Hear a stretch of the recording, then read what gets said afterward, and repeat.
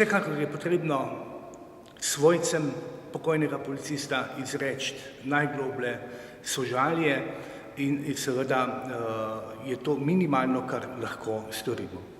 Torej ob dogodkih, kakršen se je zgodil včeraj v Izoli, človek ne more ostati ravnodušen. Sam seveda smrt policista doživljam na še en posebej čustven način, ker vendarle sem bil del policije kar dolga leta in mi tovrstne stvari enostavno se me dotaknejo še veliko bolj kot morda koga drugega. Seveda si pa vsem tem moramo postaviti širša in globlja vprašanja v družbi. Namreč v 2 mesecih smo izgubili na relativno lahek način, bi rekli, kar 2 policista. Zato si zastavlja več vprašanj, zlasti vprašanje njihove usposobljenosti. Namreč, ali so pripravljeni policisti na tovrstne nove situacije ali ne? Po mojem mnenju je potrebno ta aspekt še posebej proučiti. Druga zadeva je seveda njihova zaščitna oprema. Ali imajo dovolj zaščitne opreme? Kot vemo, jo pravzaprav nimajo. In država bo morala tudi na tem področju več vlagati. Tretja zadeva je seveda dejstvo, da nekako se danes sprašujemo, kaj je s policijskimi pooblastili, ali imajo policisti dovolj policijskih pooblastil ali ne.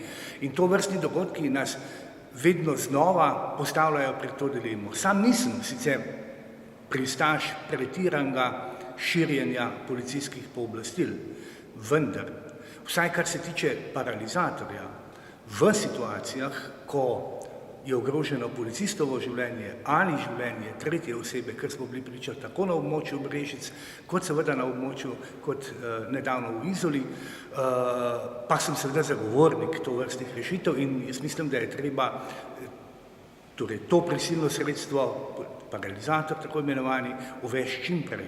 Je pa vprašanje tudi drugih policijskih pooblastil. Tudi širše gledano, Slovenija vendarle ne moremo več trditi, da je nek otok varnosti znotraj Evrope. To zagotovo ni več. Vsi tisti masovni samomorilski ali pa morilski pohodi, ki smo jim bili priča na Zahodu, se očitno selijo tudi k nam in policija bo morala prevetriti, bom rekel, tako zakonodajo kot postopke, policijske postopke, izobraževanje in vse ostalo. Jaz mislim, da moramo vsaj tisto, kar se tiče zakonov, trezno presoditi situacijo tudi v opoziciji in enostavno rešitve, ki jih bo policija predlagala in ki bodo onemogočali tovrstne smrti policistov, enostavno tako zakonodajo tudi podpreti.